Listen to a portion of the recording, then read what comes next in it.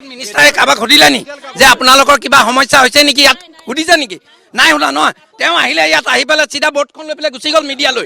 তেওঁ ইয়াত কি ভিডিঅ' কৰিবলৈ আহিছে, বনাবলৈ আহিছে যে মই কৰিলোঁ, এইটো পদ মানে বনাই পেলাই মানুহক দেখাব। এই কণমানিবিলাকক মাকবিলাকে কেনেকৈ উঠাইছে, প্ৰেগনেণ্ট মানুহ কিমান আছে, খাদ্যৰ যোগান অলপো নাই, পানীৰ যোগান নাই। আপোনালোকে যদি সহায় কৰিব নোৱাৰে আপোনালোকে ৰং চাবলৈ নাহিব। যে মানুহ ক'ৰবাত কিবা হৈছে নি, কি হৈছে, কি সমস্যা হৈছে আপোনালোকে প্ৰথমতে পাব্লিকক সুধিব লাগে ন, পাব্লিকে ক'ব ন। তেওঁ এতিয়া ইয়াত চাই পেলাই এই ৰাস্তাটোত গৈ কি পাব মোক কওক আপুনি? তেওঁ কিবা পাব নি ইয়াত? তেওঁ ইয়াৰ বাসিন্দা নেকি? চবতকৈ ডাঙৰ হৈছে ৰেস্কিউ কৰা। ৰেস্কিউটো আমাক প্ৰথম লাগে। প্ৰব্লেম হৈছে তেওঁ ইয়াত গাড়ীখন লৈ পেলাই তেওঁ ইয়াত ব'টখন লৈ গ'লে। মই দেখুৱাইছো এনেদৰে নাজিৰা অঞ্চলৰ ৰাইজ যথেষ্ট সুবিধা হৈ পৰিছে। যিহেতু কেশৱ মহন্ত ডাঙৰীয়া আহিল আৰু তেওঁ নাৱত উঠি গুচি গ'ল। তেওঁলোক যথেষ্ট অসুবিধা, আৰু তেওঁলোকতো গৈছে লগত যিকেইটা চালা চামুণ্ডা আহিছে সেই চালা চামুণ্ডা কেইটাই তেওঁলোক লগত গৈছে। কাৰণ সেইফালে গৈছে, তাত যদি কোনোবা এজন আবদ্ধ হৈ থাকে সেই নাওখনত তুলি আনিব নোৱাৰিব। কেনেকৈ আনিব?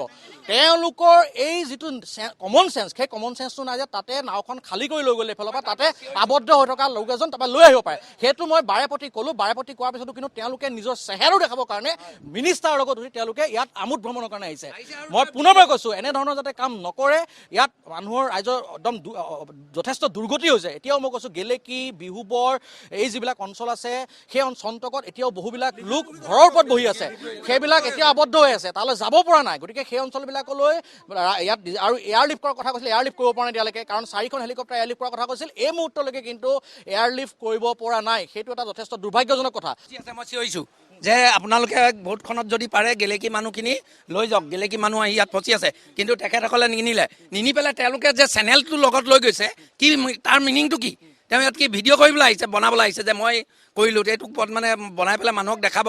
তেওঁতো পাব্লিকক সুধিব লাগিছিলে ন। যিটো পৰিস্থিতি হৈছে আমাৰ মেডিকেলত, ডক্টৰটো আপুনি বাদেই দিয়ক, আপুনি মেডিকেলৰ বাউণ্ডাৰী আপুনি দেখিলে আপোনাৰ নিজৰে বেয়া লাগিব। যিমানবিলাক ইয়াতে সৰু সৰু ল'ৰা ছোৱালী আছে আপোনাৰ বেয়া লাগিব। বয়োজ্যেষ্ঠটো আপুনি বাদেই দিয়ক, এই কণমানিবিলাকক মাকবিলাকে কেনেকৈ উঠাইছে, প্ৰেগনেণ্ট মানুহ কিমান আছে, খাদ্যৰ যোগান অলপো নাই, পানীৰ যোগান নাই। আপোনালোকে যদি সহায় কৰিব নোৱাৰে আপোনালোকে ৰং চাবলৈ নাহিব। এটা কথা কওঁ, ময়ূৰ গোহাঁইক মই নকওঁ তেওঁ ক'ত আছে, হয়তো তেওঁ ক'ৰবাত ব্যস্ত নাযাওঁ মই কথা মই কৈছোঁ। গতিকে যুৱতীগৰাকীয়ে যথেষ্ট খুব দেখিছে, তেওঁ দেখা নাই যিহেতু ময়ূৰ গোহাঁই এই মুহূৰ্তলৈকে তেওঁ গা ভাল নাই। মোৰ দেউতাৰ গা ভাল নাই। কালি লিগি পুখুৰীলৈ যাবলৈ, ইয়াৰ পৰা লিগি পুখুৰীত যাবলৈ হাৰ্ডলি 15 মিনিটছ লাগে। গাড়ীত যদি যাওঁ, আমাৰ পাৰ্চনেল গাড়ী হ'লে হাৰ্ডলি 10 মিনিটছ লাগে।